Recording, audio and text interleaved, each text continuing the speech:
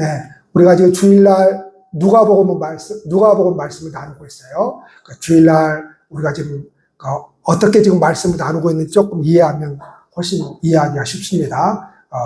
오 목사가 지금 어느 방향으로 지금 이끌어가는지를 알아야 될 거 아니에요. 그래서 수요일날은 지금 우리가 구약 큰 숲을 보는 그런 파노라마 형식으로 말씀을 끝냈고, 지금 수요일날 신약 성경을 하고 있어요. 그래서 크게 파노라마식으로 그렇게 흘러가는 물줄기를 따라서 지금 말씀을 나누고 있고요. 주일 낮 예배는 우리 교회는 주일 찬양 예배가 없습니다. 그래서 저도 그렇고 여러분들도 그렇고 얼마나 신앙생활하기 좋은 교회인지 몰라요. 그렇죠? 정말 좋아요. 정말 좋아요. 주일 찬양 예배를 드리면 하루 종일 붙어 있어요. 근데 주일 찬양 예배를 안 드려도 됩니다. 그 왜 안 드려도 되느냐? 만약 드려야 된다면 제가 드리죠. 근데 안 드려도 되는 거예요. 원래 우리 한국교회 초기 교회에서 원래 예배는 한 번밖에 없었습니다. 한 번밖에 없었어요. 주일 예배, 다른 데 말고 주일 예배 한 번밖에 없어요. 근데 이 한 번 드리는데 우리는 지금 거의 1시간 드리잖아요. 1시간. 그런데 막 초대교회 때는 신약성에 나오는 초대교회도 마찬가지지만 한국교회, 아프리카도 마찬가지예요. 동남아도 그러고 예배 한 번 드리면 막 3시간씩 드립니다. 3시간씩. 그러니까 우리나라 사람들이 선교지 방문했다가 그 사람들 예배 드리는 거 보면은 지쳐가지고 못 드립니다. 같이 못 드려요. 그런데 우리나라 초기 교회도 2시간 이상씩을 드렸어요. 예배, 그때는 이제 배울 것도 많아요. 찬송도 배워야지, 예배도 드려야지, 또 말씀도 배워야 되잖아요. 그래서 그걸 한 번에 다 했어요. 한 번에 다 했어요. 근데 시간이 지나면서 이게 너무 힘든 거예요. 그래서 우리 밥 먹고 합시다 해서 중간에 밥을 먹게 되었어요. 그래서 주일 찬양 예배가 생긴 거예요. 그래서 연달아서 예배 드리고 밥 먹고 성경 공부하고 이런 식이 된 겁니다. 그래서 이제 나중에 이제 시간이 흘러서 그게 이제 주일 찬양 예배로 바뀌면서 밤에 드린 교회도 있고 오후에 드린 교회도 있고, 또 지금도 어떤 교회는 주일 낮 예배 드리고 나서 밥 먹고 바로 찬양 예배를 드리는 교회도 있어요. 지금도 그래요. 여수에. 코로나 이후에 그런 교회가 이렇게 있게 되었어요. 조금만 몇 명 안 모이는 교회들은 그러는 교회도 있더라고요. 자, 그렇게 된 겁니다. 그래서 찬양 예배를 안 드린다고 해서 그게 주일 예배를 안 드리는 게 아닙니다. 그렇게 되었다라고 하는 그 역사를 알게 되면은 무방합니다. 자, 그래서 지금 주일 낮 예배는 제가 지금 이제 11년 남았는데, 올해 빼고 11년 남았는데, 구약과 신약을 한 곳이 왔다 갔다 하면서 지금 말씀을 나누고 있습니다. 전체 말씀을 나누는 것이 아니고 그 책에서 제가 준비하면서 이 말씀을 전해주고 싶다라고 하는 그 말씀을 지금 나누고 있습니다. 그래서 창세기, 마태복음, 출애굽기, 마가복음, 레위기, 누가복음 이렇게 지금 말씀을 나누고 있는 거예요. 자, 그래서 누가복음 오늘 말씀을 나누게 되는데, 우리가 이제 먼저 우리는 하나님을 믿는 사람들이잖아요. 물론 우리들 가운데는 아직 믿음이 연약해서 하나님을 믿는다고 고백을 못하는 분들도 있을 거예요. 그러나 걱정하지 마세요. 하나님께서 다 믿음의 고백을 하게 할 날이 옵니다. 하게 할 날이 오는 거예요. 그냥 처음부터 우리가 교회에 나와서 하나님을 나의 구세주라고 고백하면 얼마나 좋겠습니까? 그런데 그런 식으로 하나님께서 우리를 그렇게 소위 말해서 이끌어가지 않습니다. 왜냐하면 믿음이라고 하는 것은 그렇게 쉽게 만들어지는 것이 아닙니다. 자, 뭐든지 여러분 쉽게 얻는 것은 쉽게 잃어버립니다. 그래서 꽁돈이 생기면 어떻게 됩니까? 그거 그냥 쉽게 써버립니다. 그렇죠? 지연이는 이제 저 2만 원을 받았으니까 저게 그 빵가게만 가서 써야 되거든요. 그러면 지연이가 저거를 가서 빵을 사 먹겠느냐? 아니죠. 엄마를 주면서 2만 원 내놔. 그렇지, 지연아. 그럼 거기 끄떡거리죠. 그런 거예요. 자, 그래서 이야기합니다. 자, 신앙을 한다는 것은, 다시 말해서 우리는 어떤 사람들인가 하면 그 신은 하나님이죠. 하나님을 앙망하는 자들입니다. 앙망하는 사람들. 여러분, 우리가 이 세상을 살아가면서 막 간절히 내 인생 가운데 이루어지기를 원하는 그런 어떤 것들이 있죠. 그걸 앙망하는 거죠. 아주 간절히 앙망하는 거. 그게 기도거든요. 기도를 꼭 눈 감고 이렇게 기도해야 기도가 아니고, 간절히 내가 원하는 것은 그냥 거기에 그냥 딱 내 생각이 꽂혀가지고 이루어졌으면 좋겠다 하면서 그냥 그렇게 살아가는 거죠. 그게 기도거든요. 그게 기도예요. 또 우리가 살아가다 보면 사춘기 나이 때는 내가 좋아하는 친구가 있으면, 여자친구가 있거나 남자친구가 있으면 그냥 그 여학생만, 그 남학생만 바라보게 되죠. 그걸 앙망하는 거예요. 앙망. 어제 또 잠깐 지나가는 길에 TV를 보니까요, 그런 프로그램이 있더라고요. 그 이혼 숙녀 해가지고 나오는데, 이제 막 너무 싸우는 그런 막 부부들이 이제 나와. 그래서 서장훈 씨가 이제 어떤 자리에 앉아가지고 이혼 숙녀기가 그걸 이제 하는 프로그램 있잖아요. 거기에 이제 어떤 부부가 나왔는가 하면, 지금 이제 결혼을 했는데 그 여성분이 102kg가 나갔어요. 102kg. 막 몸이 이런 거예요. 근데 남자는 조금 잘생겼더라고요. 조금 잘생겼어요. 그래서 잘생겼는데 이 남자가 이제 당연히 이제 총각이니까 다른 여자들도 사귈 거 아니에요? 그런데 이 아가씨 때 102kg 된 이 아가씨가 그 남자를 좋아한 거예요.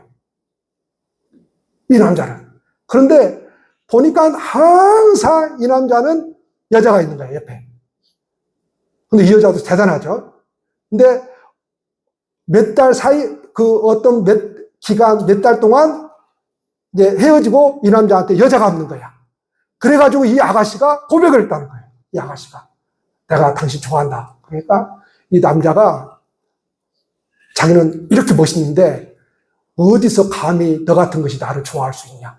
이랬다는 거예요. 102kg가 이래 좋아하니까. 그래서 조건을 걸었답니다. 그러면 당신이 같이 이제 이렇게 가깝게 이렇게 근무했던 사람인가 봐요. 그러면 당신 나를 좋아하면 몸무게를 몇 월 며칠까지 30kg를 빼면 내가 사귀어 보겠다 했대요. 근데 진짜로 30kg를 빼버린 거예요. 그래가지고 사귄 거예요. 근데 또 결혼 조건. 몇 킬로를 빼면 내가 결혼하겠다 해가지고 50 몇 킬로를 빼버린 거예요. 한 번에. 와. 그래가지고 지금은 김소연 집사처럼 홀쭉해. 50 몇 킬로를 빼버린 거예요. 한 번에. 이제 결혼을 한 거예요. 근데 결혼을 했는데 이 남자가 끊임없이 자기 와이프를 이제 비하시키는 거야. 끊임없이. 그래서 이제 소위 말해서 사냐 못 사냐 해서 그 이혼 숙녀 거기에 이제 캠프에 참여를 했는데요. 그러니까 이 아가씨가 얼마나 이 남자를 좋아했으면 여자가 계속 있는데 이 남자한테 기회를 받다가 좋아한다고 고백을 했어요. 민지는 그러지 마. 자존심 상하게. 나갔니? 그러다 얼마나 좋아했으면 그냥 때를 기다린 거잖아요. 지금 몇 년 동안 때를 기다리다가 이 남자한테 여자가 없는 그 기간을 딱 선택을 해가지고 내가 당신 좋아한다 하니까 그렇게 된 거예요. 그러니까 앙망한다라고 하는 것은 무엇인가 하면은 간절한 거죠. 그러니까 우리가 하나님을 믿는다라고 할 때 그 믿는다라고 하는 것은 그냥 내 인생에 하나님만을 신으로 모시고 내 인생이 어떻게 되든지 내 인생을 하나님께 맡기고 하나님만을 내가 믿고 살아가야 되겠다. 이게 바로 신앙한다는 것이죠. 그런데 여러분 어떻습니까? 이런 마음으로 신앙하는데 어때요? 이게 우리 마음대로 안 되잖아요. 어려움이 오고 인생에 아픔이 오고 그래서 우리의 그런 다짐들이 어떻게 됩니까? 이거 분명히 하나님께서 은혜 주셔서 내게 주신 그런 믿음인데 그런데 신앙이 흔들려 버리잖아요. 그래서 흔들림이 없는 신앙을 우리는 갖기를 소원하잖아요. 그렇죠? 어떤 경우에도 좀 흔들리지 않았으면 좋겠다라고 하는 그런 신앙 갖기를 소원하잖아요.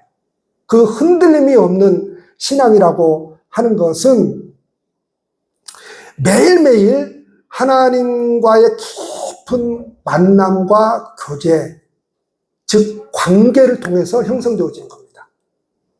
그러니까 무언가를 잘 지켜서 형성되어지는 게 아니고 매일 하나님과의 만남, 관계를 통해서, 교제를 통해서. 그게 뭡니까? 하나님과 매일 만나고 교제를 하려면 그게 뭐예요? 말씀과 기도죠.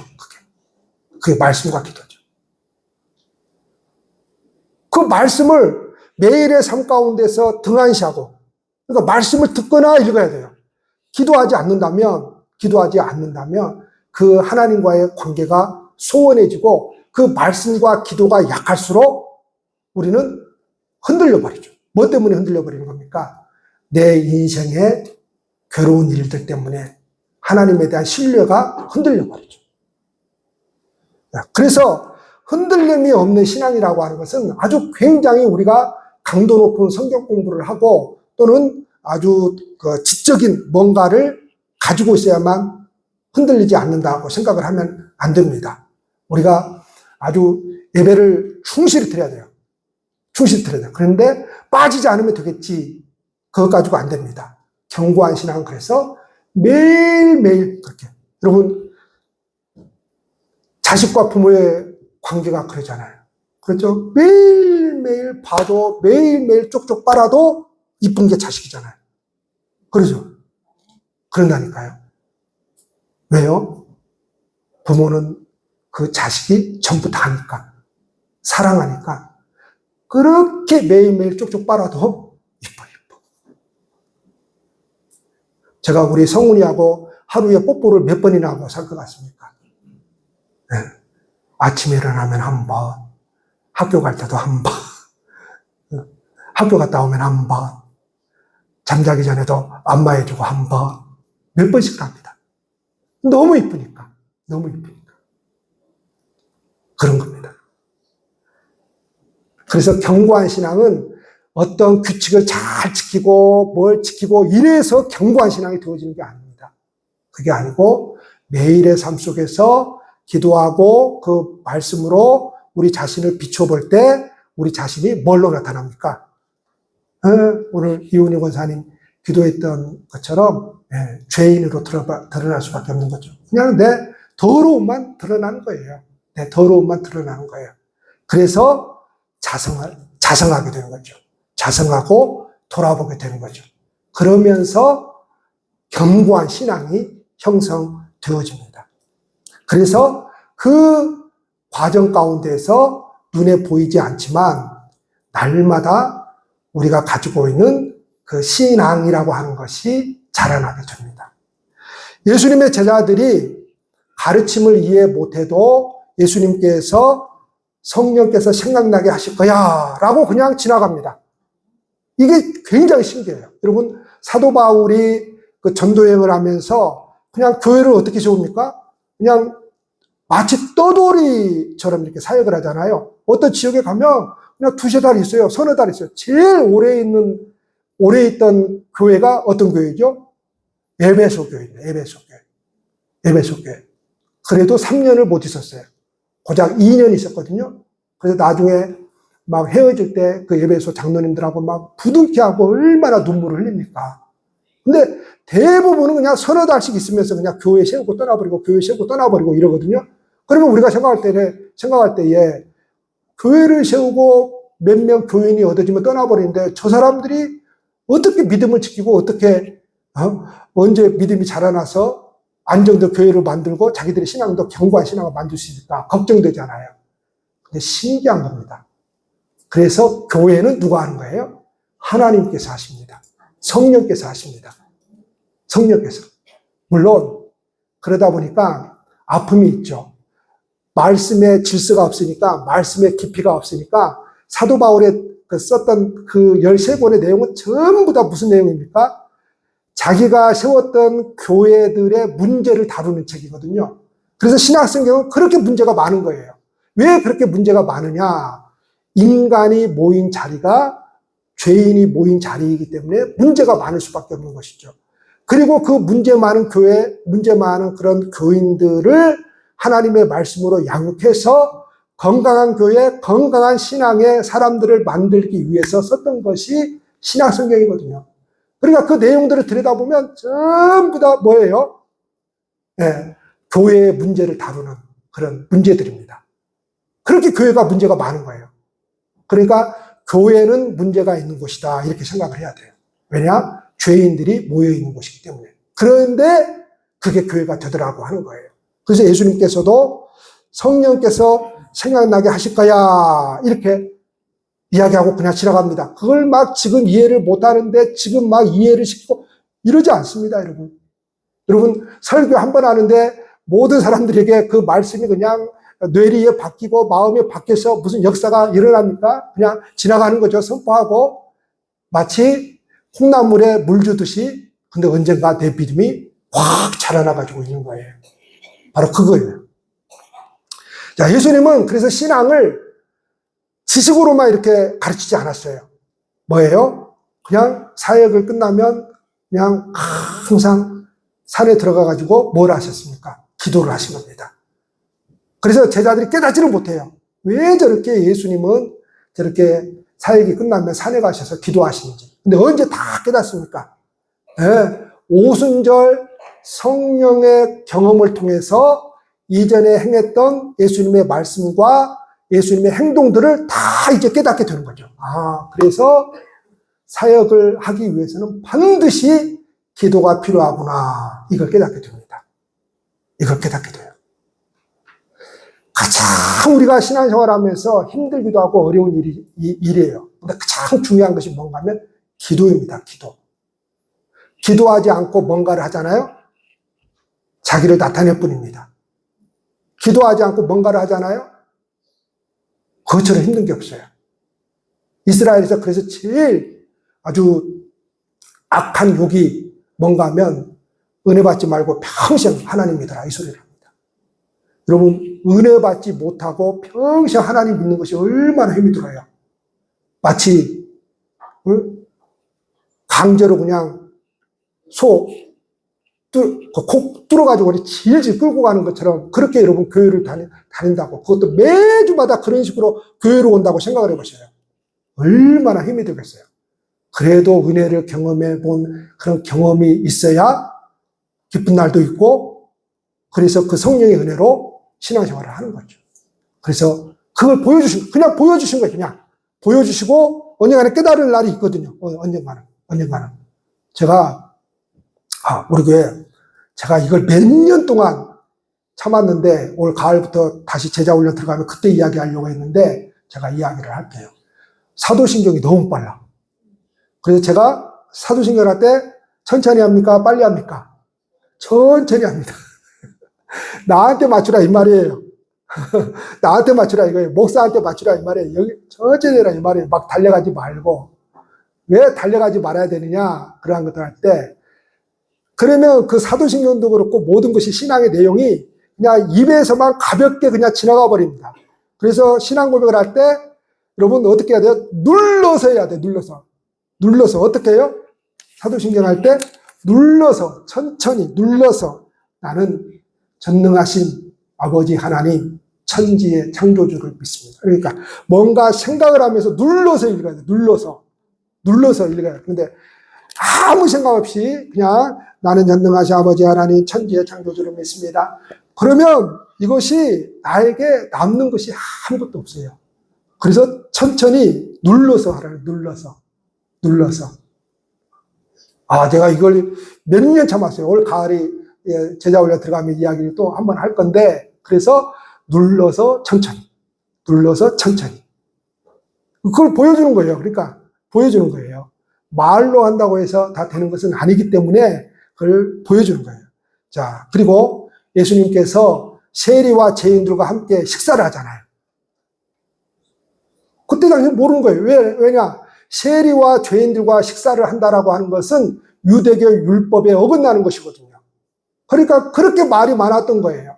그런데 예수님께서 지금 그 모습을 보여주신 것은 나중에 성령 받으면 그 행동이 이해가 되는 거예요. 그래서 사랑은 이렇게 하는 거구나라는 거죠. 사랑은 많은 사람들이 죄인이라고 저렇게 손가락질 하는데 예수님 뭐예요? 그러한 사람들과 함께 하셨잖아요. 그래서 사랑은 이렇게 하는 거구나. 또 부정하다 이야기하던 그 병자들에게 예수님 먼저 손을 내밀어 주셨습니다. 뭡니까? 참된 치유와 회복이 무엇인지를. 이거는 단순히 뭐예요? 그냥 몸만 나은 게 아니죠. 몸만 나은 게 아니죠. 진정으로 우리가 하나님을 믿으면서 치유의 역사를 경험하려면 어디가 치유가 돼요? 이 마음이, 심령이 치유돼야 되잖아요. 심령이. 여러분, 예수 믿으면서 이 심령이 치유되지 않는 사람들은요, 예수 믿으면서 교회 공동체에서 다 다른 사람 마음 아프게만 합니다. 그거 왜 그러는 거예요? 심령이 치유되지 못했기 때문에 그래요. 심령이 치유되지 못했기 때문에. 심령이 치유되지 못하면요, 사람이 할 수 있는 것은요, 맨날 다른 사람 욕하고, 다른 사람 짓밟고, 이것밖에 할 수 있는 게 없어요. 근데 심령이 치유되니까 뭐예요? 다른 사람의 마음을 어루만져 주잖아요. 안아주잖아요. 안아주잖아요. 저는 참, 우리 용척교회 교인들이 좋은 분들을 많이 만났어요. 좋은 분들. 예전에는, 이런 분도 필요한데, 이런 분도 필요한데, 그런 역할을 하는 사람이 없었는데, 지금은 중간중간에 그런 역할을 하는 사람들이 생겼어요. 그런 역할을 하는 사람들이. 네, 그런 역할을 하는 사람들이. 우리 7080에도 그런 역할을 하시는 분들이 있어요. 너무 감사해요. 이렇게 어른들이 이렇게 스스로 이렇게 끌어안고, 이렇게 대화도 하고, 말도 걸고, 이래서 어르신들이 이렇게 많이 모여서 너무 좋아요. 자, 기적을 일으키는 것을 보여주심으로써 그 영적인 권세가 어떤 것인지를 알려주신 것이죠. 그러나 단순히 보여주신 것으로 끝나지 않으셨습니다. 이 모든 일 안에서 신약성경 사복음서를 보세요. 그렇게 예수님이 제자들하고 뭘 합니까? 질문하고 토론하고 대화하잖아요. 그러죠? 그러니까 신앙이라고 하는 것은 무턱대고 들어가는 거 아니에요. 강제로 들어가는 거 아니에요, 여러분. 옛날 사람들은 신앙에 열심히 있어가지고, 특별히 목사 가족들에서 그런 일이 많이 일어나요. 그냥, 자식 그냥 믿음으로 키우겠다고 막, 뭐 또 한 번 막 실수하면 막, 어떻게 해요? 막 매를 막 들어가지고 두드러 패고 막, 그런 일이 많았어요. 막 한 번 막 어떻게 하면, 그랬어요. 우리 집에서는 나는 전혀 그러질 않아요. 우리 사모님이 그러지. 나는 그냥 지나갔으면 좋겠는데, 근데 아주 잡아. 세훈이가 교회를 갔는지 안 갔는지 매일 전화를 하고, 갔냐 안 갔냐, 전화를 하고, 이 새끼가 안 간 것 같은데, 갔다 그러고 그런 거 같고, 이 새끼가 이건 내가 한 거예요. 내가 갔다고 그런 것 같고, 알 수가 없어. 그래. 근데 필요하죠. 필요한데, 그래서 이걸 조금 이해를 시키는 게 좋아요. 조금. 아이들한테도요, 무턱대고 집어넣는 거 좋지 않습니다. 그냥 대화를 하면서, 왜 우리 집이 왜 네가 예수 믿고 살아가야 되는지, 왜 신앙생활을 하고 살아가야 되는지, 신앙생활을 하면 어떤 유익이 있는지, 분명히 유익이 있잖아요. 정말 인생이라고 하는 것은 힘든 일들, 내가 해결할 수 없는 일들을 당하게 되는데, 그때마다 하나님 의지하고 기도하면 엄마는 그런 경험을 했어. 그러면서 이야기해줘. 이렇게 해서 예수님께서 제자들을 키워내셨거든요. 자, 그런데 오늘 본문의 장소는 어딘가 하면은 빌립보 가이사랴 지방입니다. 이 빌립보 가이사랴 지방은 어느 지역인가 하면은 여러분들이 갈릴리 호수 잘 아실 거예요. 이스라엘의 최북단에 위치하고 있는 곳이 바로 갈릴리 호수입니다. 근데 그 갈릴리 호수 바로 위쪽이라고 생각을 하면 돼요. 그러니까 최고로 이스라엘의 북쪽이라고 생각을 하면 돼요.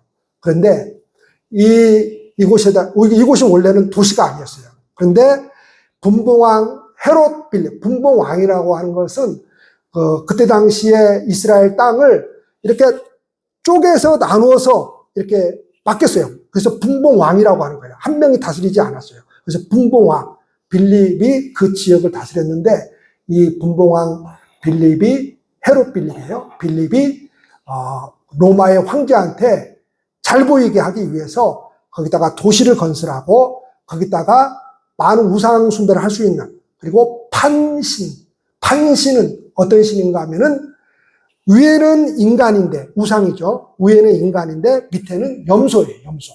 이게 뭘 말하는가 하면 자연신인데, 이게 염소는 어떤 성질이 있죠? 들이받는 성질이 있죠. 그렇죠. 들이받는 성질이 있어요. 자, 여기서 여러분들이 잘 아시는 그 판에서 어떤 단어가 파생되어 나왔는가 하면, 우리가 충격을 받았을 때 패닉 상태가 되어버렸다. 그러죠. 패닉 상태가 되었다. 이 패닉이라고 하는 이 단어가 그 판에서 나온 거예요. 그러니까 패닉 상태가 되어버린 거예요. 그러니까 이곳이 어떤 곳인가 하면 아주 화려하고 웅장하게 이 빌립이 도시를 건설해가지고 로마의 황제한테 바친 거예요. 그 한복판에서 지금 예수님께서 그 길을 지나가시다가 제자들이 묻는 거예요. 자, 그러면 왜 이 한복판에서, 이 가이사랴 빌립보라고 하는 이 도시 한복판에서 사람들이 나를 누구라 하느냐, 이 질문을 하는 겁니까? 바로 이 도시가 황제의 논리가 지배하는, 세상의 논리가 지배하는, 그리고 지배의 논리, 즉 지배의 논리라고 하는 것은 무엇입니까? 그냥 사람들을 짓밟아서 올라가는 그런 세상적인 논리가 지배하는 그 한가운데서 너의 인생은 이런 인생을 추구해야 하면서 살아야 될 거 아니냐. 그걸 무슨 하나님이 주냐. 이런 인생, 다시 말해서 네가 이 세상에서 높아지고 내가 잘 되기 위해서는 다른 사람도 짓밟고 그러기 위해서는 하나님이 아니라 그런 것을 나에게 주는 신을 섬겨야 되는 판신, 들이받아야 되는, 그래서 그런 신을 섬기는, 그래서 내가 잘 돼야지.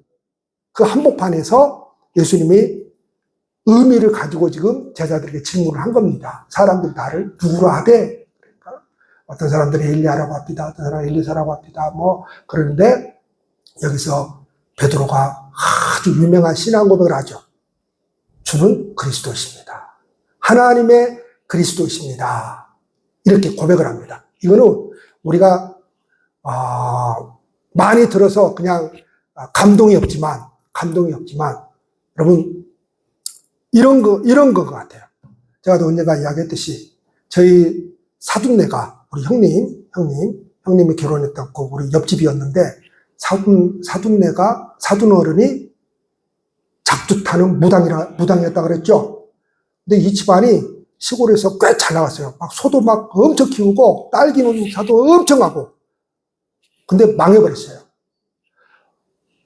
점쟁이 집안이고 작두 타는 집안이고, 근데 그렇게 망해가지고 교회를 다닌다니까요.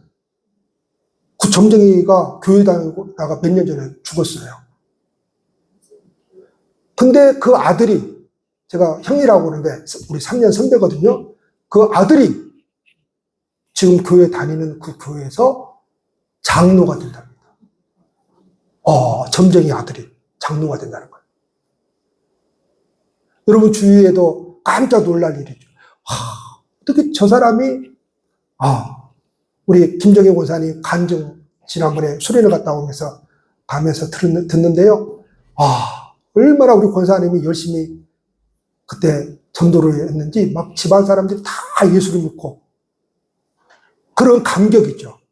그러니까 베드로가 하나님의 그리스도이십니다라고 하는 것은, 그리스도는 기름 부음 받은 자거든요.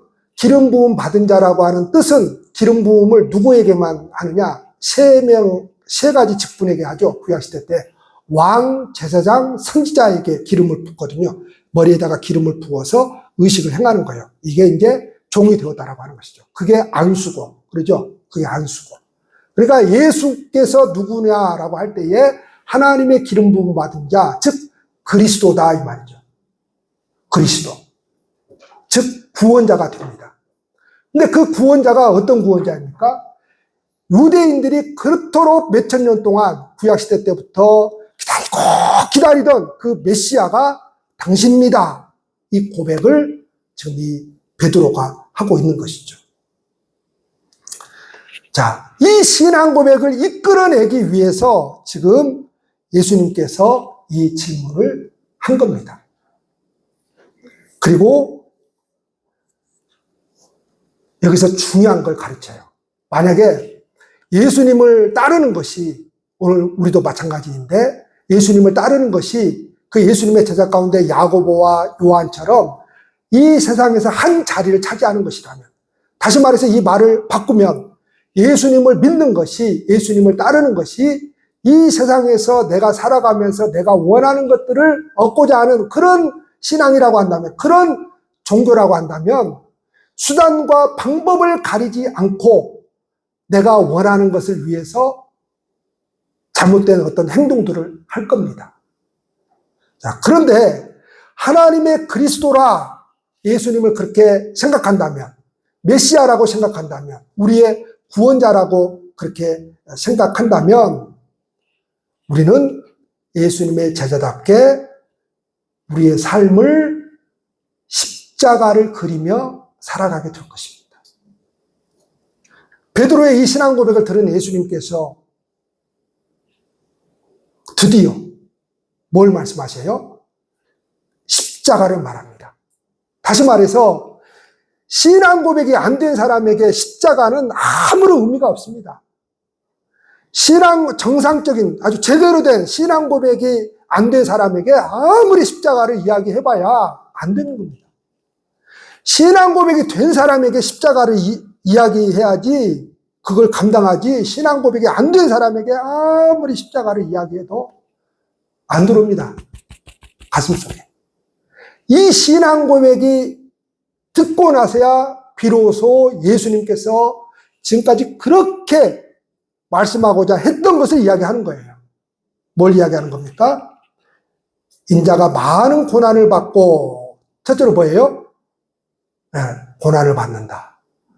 그래서 예수 믿고 가는 이 길은 당연히 고난받는 길임을 여러분 믿어야 됩니다. 여러분들에게 어려움이 올 수 있어요. 여러분들에게 핍박이 올 수 있어요. 그 핍박이 예수님께서는 누구라고 했습니까? 가장 가까운 사람.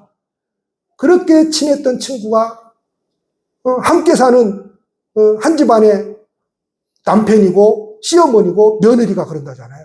이 말은 무슨 말이에요? 우리가 가장 나하고 가깝게 사는, 내가 믿는 사람인데 핍박한단 말이죠. 우리가 가는 길은 고난의 길입니다. 이걸 인정해야 돼요. 아, 고난의 길이구나. 인정해야 됩니다. 그리고 뭐예요? 버림받아 죽임을 당하고. 우리가 가는 길이 버림받아 죽임을 당하는 길입니다. 한국 초대 기독교 역사를 보면 얼마나 예수 믿고 죽은 사람들이 많은지 몰라요. 일제시대를 겪으면서 6.25 전쟁을 겪으면서 엄청난 많은 사람들이 죽었거든요. 여수지요, 지방 곳곳마다 다 있습니다. 지방 곳곳마다. 저 영암에 거기 가면은 어떻게 순교를 어떻게 죽여버리는가 하면 그 공산군들이 놀랍습니다. 다 도망갔거든요. 도망갔는데 다시 교회로 돌아온 거예요. 나도 죽겠다고. 참 대단한 사람들이죠. 줄로 사람을 무슨 생선 묶듯이 줄줄줄 묶어가지고 바다에다 다 빠뜨려 버렸습니다. 바다에다. 그러니 여러분 어떻게 나올 수 있어요? 전부 다 묶여 있는데. 그래서 죽거든요. 여러분, 우리가 가는 길이 죽는 길입니다. 죽는 길이에요. 죽음을 당해요. 자, 그런데 왜 죽어야 되느냐? 예수님께서 말씀하세요. 제3일에 살아나야 하리라. 살아나기 위해서 죽는 거예요. 자, 우리가 왜 고난을 겪는 거예요? 하나님의 그 축복을 얻기 위해서 고난을 겪는 거예요. 절대로 고난 없는 복이라고 하는 것은 없습니다, 여러분. 고난 없는 영광은 없어요. 십자가 없는 영광은 절대 없습니다. 고생 없는 어떤 것을 절대 이 세상에서 여러분 바라지 마세요. 또한 신앙 안에서도 고생 않고 뭔가를 얻을 수 있다고 하는 생각을 버리세요. 우리는 자꾸만 이렇게 생각을 해요. 그냥 아무런 노력 없이 뭔가가 주어지는 것을 하나님의 복으로 알아요. 그리고 우리가 열심히 해가지고 노력해서 얻은 것은 하나님의 복으로 생각을 하지 않는 경향이 너무 많아요. 그렇지 않습니다, 여러분. 당연히 하나님의 복은 우리가 노력한 만큼 주어지는 거예요. 노력한 만큼 주어지는 거예요. 그게 하나님의 복이에요. 절대로 예수 믿는 사람은 뭐예요? 아무런 노력 없이 대가, 결과만을 바라지 않습니다. 살아나기 위해서 죽는 겁니다. 그러면서 나를 따라오려거든 자기를 부인하고 자기 십자가를 져라. 자, 자기를 이 세상에서 제일 힘든 부분이 자기 자신을 부정하는 겁니다. 나를 부정하는 거예요. 여러분, 예수님을 따라가기 위해서는 여러분 자존심을 버려야 돼요. 자존심. 그게 뭐예요? 나를 부정하는 거예요. 나를 부정하는 거예요. 자기가 살아있어가지고는 절대 예수님을 따라갈 수가 없어요. 내 자존심 세우기 위해서는 절대로 여러분 예수님 따라갈 수가 없어요. 절대로 예수님 따라갈 수가 없습니다. 그래서 이 세상에서 신앙, 예수님 따라가면서 제일 힘든 것이 나를 부정하는 겁니다. 나를 부정. 바로 이런 것이에요. 내가 잘 왔어요. 근데 내가 실수를 했어요. 죄를 지었어요. 그때 우리는 어떻게 생각해요? 어떻게 이런 죄인이 어떻게 예수님을 따른다고 할 수 있어? 어떻게 예수님을 믿는다고 할 수 있어? 그러죠. 그게 자기가 살아서 그런 거예요. 그런 자기를 부정해야 되는 거예요. 그런 자기를. 그래서 예수님을 따라가는 사람은 자기의 죄에 대해서 자기 자신을 정죄할 수 없습니다. 그 정죄 누가 해요? 사탄이 합니다. 사탄이. 그런 식으로. 그렇게 해서 끊임없이 우리 자신을 어떻게 만들어요? 네, 죄의식에 갇혀서 뭐예요? 네가 그러고도 하나님의 자식이야? 네가 그러고도 하나님의 일을 한다고 할 수 있어? 그러면서 끊임없이 하나님을 섬기지 못하게 만들고 끊임없이 패배의식을 가지게 만들어서 우리로 하여금 건강하게 하나님을 섬기지 못하게 만드는 거거든요. 여러분, 십자가가 근데 무엇입니까? 자, 십자가라고 하는 것은 인생의 괴로움을 참아내는 것이 아니에요.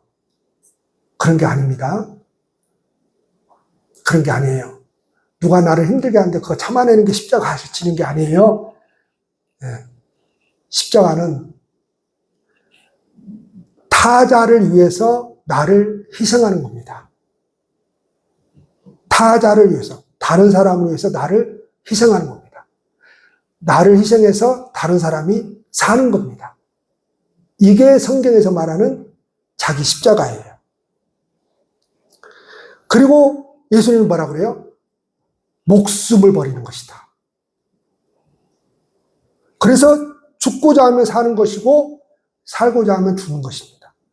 그래서 신앙 안에서 오히려 하나님 안에서 죽고자 하면 살 길이 열리고 그냥 살 길을 그냥 찾으면 이건 뭐예요? 인간의 머리를 쓴다는 거죠. 그러면 어떤 일이 생겨요? 죽는 길밖에 없습니다.